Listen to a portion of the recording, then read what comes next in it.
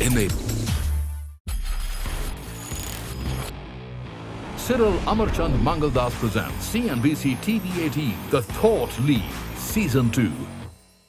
Hello and welcome to the Thought League. Now today we will discuss the government's mega asset monetization plan worth 6 lakh crore rupees. Infra assets across 20 categories including rail, road, port, power, coal mine will be rolled out for investors to get a share in the pie. So where do we stand in this particular process and how impactful will it be? To get insights, we are joined by a special guest today, the Niti Aayog CEO Amitabh Kant and Cyril Shroff of Cyril Amarchand Mangaldas.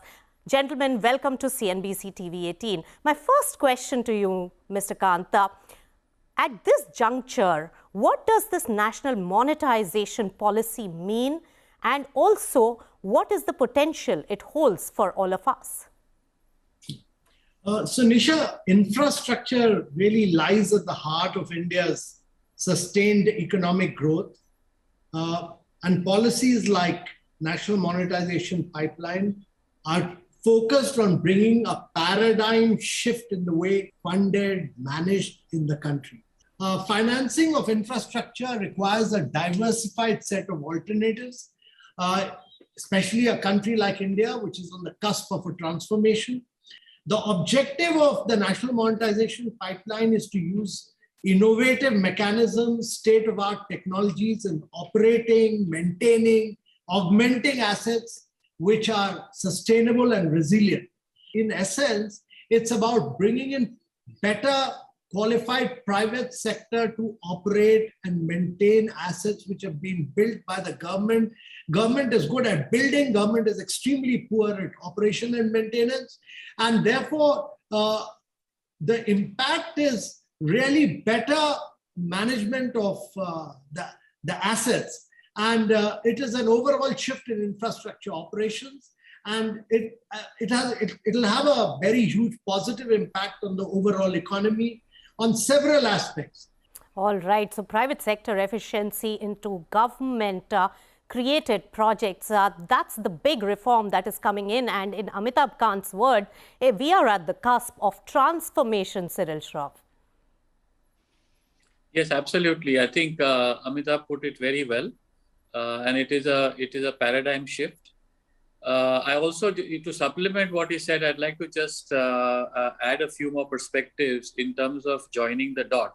So apart from this initiative, there are a number of other initiatives like Gati Shakti, then the new DFI that has been set up, NAPFID, and insurance reforms also. I think all of these will move together to achieve the same goal. So that's one point.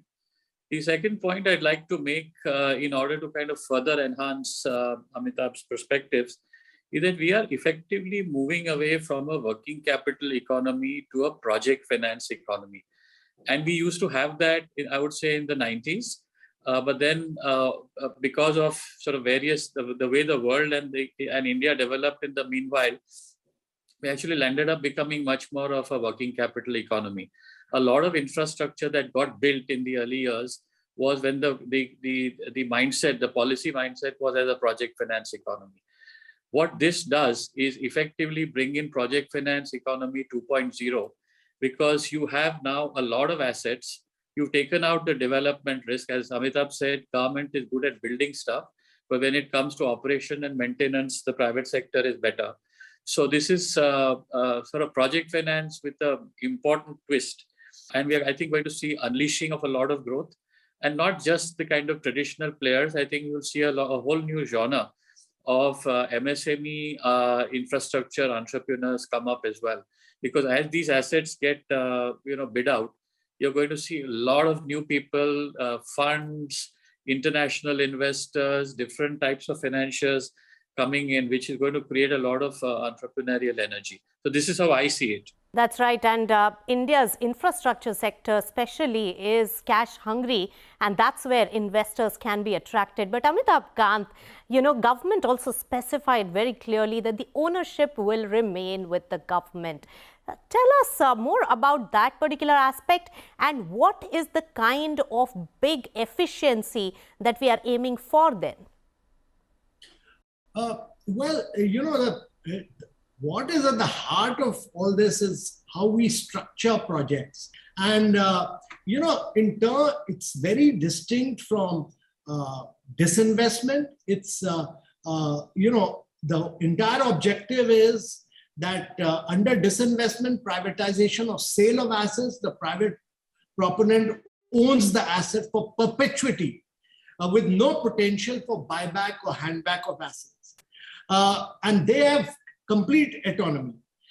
In contrast to this, for mechanisms proposed under the asset monetization pipeline, monetization of assets is by way of a structural contractual partnership. By a structural contractual partnership through private-public partnership or through capital market instruments such as InvITs, Infrastructure Investment Trust, or REITs. And at the heart of all such transactions is a defined period handover of assets to private party and guided by very prudential principles of performance indicators, protection of public interest. Essentially, these transactions have now been undertaken in some form or the other in India for almost 20 years. And actually, the National Monetization Pipeline is a systematic initiative for inculcating this as a philosophy for enhanced private participation and better, more efficient management of assets. So it's very distinct for total disinvestment. It's through a structural partnership. It's for a defined period. At the heart of this is the fact that we will use more innovative models like TOT, InvITs, REITs, etc. You will access capital market instruments. And therefore, this is a very, very deep-seated approach across sectors to drive this private-public partnership with the private sector. Right. So Amitabh Kant, you rightly pointed out, and the power grid, InvIT that we saw, that is one big example of that. And yes, they are professionally managed as well, while the ownership still is in the hands of the government. So that's a very good example. But PPP overhaul, Cyril Shroff, how do we reflect on this particular aspect for the execution? So as always, I think Amitabh has hit the nail on the head in terms of the structuring of this. And I have 2 or 3 general points first before I sort of specifically answer your question, because this is very different. And I think the most important thing is going to be the mindset on both sides. As far as the government mindset is concerned, we'll have to be very careful that the government doesn't come to it with what I call the Sarkari mindset. Remember, you're now dealing with the private sector. The private sector has its own rhythm and heartbeat in terms of the kind of risks it is willing to take and its sort of imperatives in terms of margins and whatever else. We saw that in recent privatization transactions as well. Is that until you recognize what the market and the private sector wants, a deal does not happen. So I think we have to realize that these are all going to be very innovative deals. And one has to, I think the government should put itself in the place of the market players to understand what they want. And this is really where the state and the private sector meets in a classic PPP format. So this is one. So it must, I think it should result in a win-win, not a win-lose. Now, coming to the bidder and the private sector side, I think they need to approach this with a mindset of stewardship, because they have to hand back the asset after the concession period, whether it's 30 years or 50 years, whatever it is, and it is not theirs in perpetuity. So they have to hold it. They have to both enter into it and hold it with a mindset of trusteeship or value enhancement. I mean, let's take on a big infrastructure asset. When they hand it back, it has to be handed back in good condition. They can't stop maintaining it towards the end. I think ESG considerations will enter into the entire philosophy with which the assets are managed, and an idea and a sort of mentality of nation building. So one of the most interesting things that's going to happen in these contracts is how the risk allocation and the obligations kind of pan out. And there is no precedent for this. I think one of the worst things that could happen is if, as we start this process of start looking for precedents, there is no playbook. You have to invent the playbook. And I think that I hope that the state keeps in mind that the mentality that they have to invent the playbook as we go along, rather than look for precedents which don't exist. That's right. So many points are mentioned there, Cyril Shroff, in terms of the execution of the National Monetization Plan. We'll discuss more nitty-gritties on the execution plan and how is the government approaching it right after a very short break on the Thought League. Cyril Amarchand Mangaldas presents CNBC TV18, The Thought League, Season 2. Cyril Amarchand Mangaldas presents CNBC TV18, The Thought League, Season 2. Welcome back. You're watching The Thought League and we are discussing the National Monetization Plan, the mega 6 lakh crore rupees of this entire project that the government has taken up, and how is it going to go about it. Amitabh Kant, Cyril Shroff was mentioning about the various aspects of the execution as well as the ways to attract the investors. What is the kind of readiness as well as the investor outreach exercises the government taking up for it to be a success? So we've done a lot of work around different ministries. We worked in partnership with almost all the ministries. If you look at it, we've identified a pipeline of over 6 lakh crore over the financial year 22-25. That's about, close to about 20 asset class, but about 12 line ministries, roads, railways, power. You have many other ministries, including power transmission, power generation, pipelines. You have warehousing assets, you have railways, you have telecom, you have aviation, shipping, coal mining, including some sports stadium. We've also now taking this forward and working in partnership with the states, because the central government has actually created an incentive of about 5,000 crores in the budget for states which are able to deliver on this asset monetization or disinvestment. So that goes as an incentive for the states. Now, we've, in addition to fixing yearly targets assigned to the ministries and departments, we do a monthly review through empowered committees. We handhold these departments for transaction. We have a real-time monitoring through dashboard. And in addition to all this, the finance minister does a quarterly review of these asset monetization pipelines. So it's a very rigorous work that has been undertaken. Huge amount of homework. Every ministry is driving it, but there is a centralizing force, and there's a huge amount of handholding, and there's a huge amount of review, monitoring, and control to drive this. Right, and the energy is quite reflective in whatever you're saying, Amitabh Kant, and that's quite infectious there. But Cyril Shroff, you mentioned about a plethora of aspects to be seen for execution, but some of the practical aspects, like getting down to a bid document, standardization of that, as well as the selection process and many other such practical aspects which you would be in interface with the investors and you have got a feedback on. Would you point out some of those which could be strengthened further going for this particular project? Nisha, that's a brilliant question and very relevant, because when the rubber hits the road, as they say, these are the questions that are going to come up. So let's start with the bidding process itself. I think the bidding process needs to be transparent and it needs to be also very clear. I think what is the scope, what are the handback conditions, what are some of the competition and antitrust related concerns, what's going to be the regulatory framework. Some of this will have to be envisaged in advance and put in the document. Why?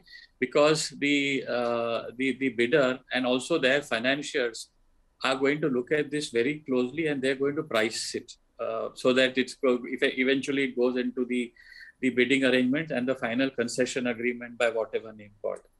I think the other important aspect is the financing model, because this is going to be private capital and it's not going to be entire equity. I think there is going to be a lot of debt involved as well.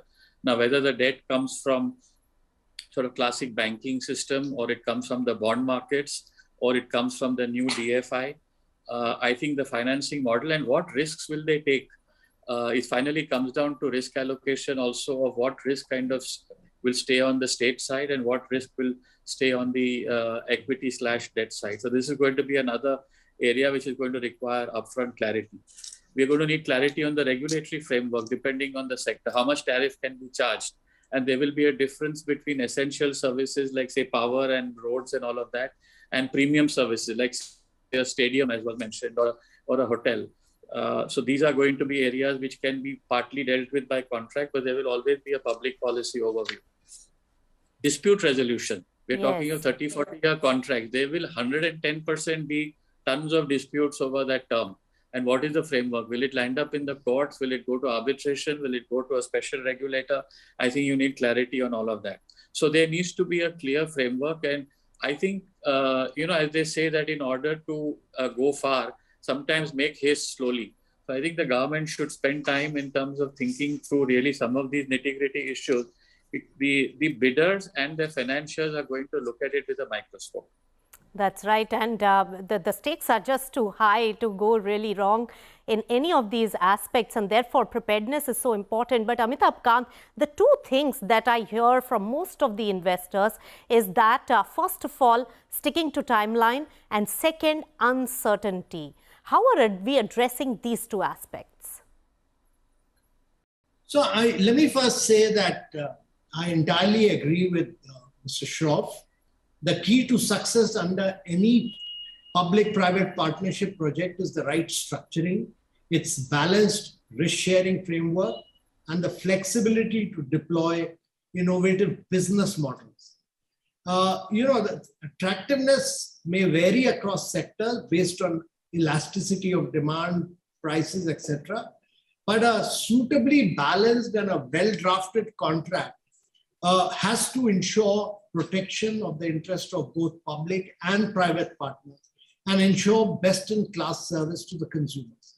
And this is the precise objective under the asset monetization pipeline while designing these transactions as structural contractual partnerships. Now, assets under this pipeline will be structured as various brownfield PPP and structured finance models. And as I said, this includes innovative instruments such as InvITs and REITs and other capital market-based models.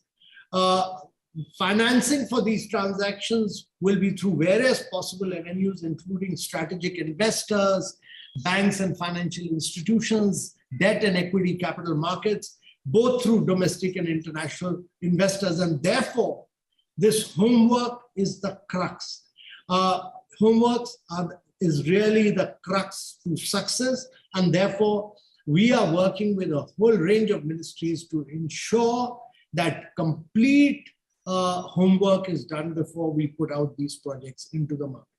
Now, some institutions like NHAI or Power Grid have had the experience, others are learning, and we are doing all that hand-holding. And I'm sure shortly you will see a range of projects being put out. And we constantly do stakeholder deliberations. We participate in all these with all the different stakeholders so that the crux is that we are able to get everybody on board. We are able to understand what are the risks, and the risks of the government must be borne by the government. The market risks should be borne by the private sector. This is basically the essence of what we are trying to do to achieve success. That's right. And it has been quite impressive, Amitabh Kant, that some of the professionals from the private sector have been onboarded for many of these projects as well, we have seen, so that the private sector efficiency comes at the back end itself. Now, Cyril Shroff, what is the kind of level of excitement that we are seeing towards this in the investor community and overall industry? I think there's a lot of excitement, but cautious excitement, because the devil lies in the detail. So some of the assets that the government will eventually put up through this are fantastic. I think they're very strategic in terms of their true potential as well. But there is nothing inevitable about the success of this program. A lot will depend on the detail, and a lot will depend upon the pragmatism with which this is brought to the market. The private sector for deploying its money has many options. What you don't want is a Swayamvar with no grooms. You therefore have to have the reality that in order to attract private capital, you have to attract it. So, but I think, with people like Mr. Kant and the mindset of the government just now, that's not going to be very difficult. It's a very, very pragmatic outfit, as we saw from some of the recent, transactions that were completed. It requires an extremely pragmatic, state to do that, and we are already on that road. That's right. And Cyril Shroff, you have, articulated the pulse of the market and the investors in a very melodramatic manner. Amitabh Kant, final word to you, reacting to what Cyril Shroff said, and also a sense of closer timelines for these executions. Leave us with some of those details. No, I can assure Mr. Shroff that with all the homework, with all the risk allocation, we'll find many, many bridegrooms. Across sectors, you will have bridegrooms, and I am absolutely confident that we will deliver results, because India holds one of the largest brownfield stock of fixed assets in the world. And therefore, we are determined to bring enhanced productivity. India can grow on the back of productivity and efficiency. And that is what our objective is in this infrastructure sector by bringing in the private sector. All right. And thoroughly enjoyed the Jugalbandi between the both of you. And adding to that, Swayamvar is very, very much awaited by the markets investor class as well. Thank you so much, Cyril Shroff, Amitabh Kant, for sharing your insights on the government's national monetization policy and the plans going forward. With that, it's a wrap on the Thought League. Thanks so much for tuning in. Cyril Amarchand Mangaldas presents CNBC TV18, The Thought League, Season 2.